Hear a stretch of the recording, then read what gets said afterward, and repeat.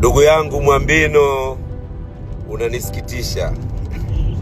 unanisikitisha sana. Usiku wa jana umeonekana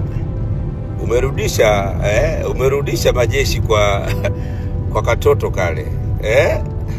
Unamchanganya mtoto wa Kizanzibari sasa. Mara umeenda kwa yule mtoto, mara unarudi kwa huyu mdogo wangu. Hakuna alofanikiwa kwa zinaa Mwambino. Hakuna alofanikiwa kwa zinaa.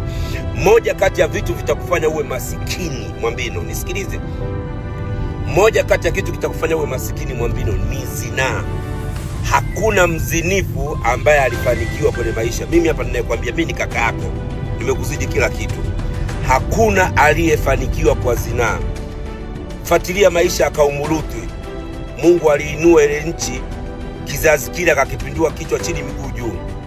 Hakuna aliyofanikiwa kwa uzinifu. Na unajua bana, Mwijaku ameweka wazi kwamba nini ambacho anakiona kwake Diamond Platnumz na nini ambacho kiliwatokea baadhi ya watu ambao katika vitabu vya dini walikuwa wanafanya vitu gani na mwisho wa siku wakaishia vipi. Yeye ameamua kumweka wazi Diamond Platnumz kwamba hakuna mtu atakayeweza kufanikiwa katika dunia hii bila kutumia imani ambayo ni thabiti.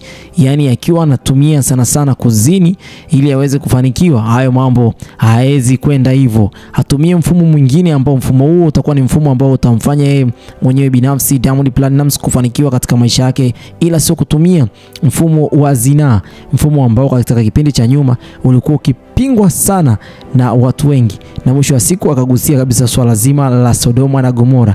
Zinaa sio kitu ambacho ni kizuri. Anasema kwamba anamchanganya sana Zuchu baada ya jana kuonekana akiwa na mwanamke yule ambaye alikuwa katika vurugu za hapa na pale pamoja na Zuchu.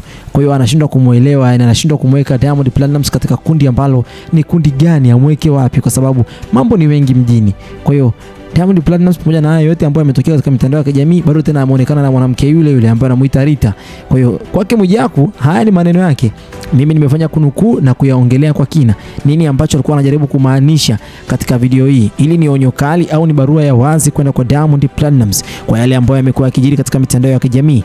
Mimi nakusogezea hapa, na hapa ni Harmonize News. Bye bye for now.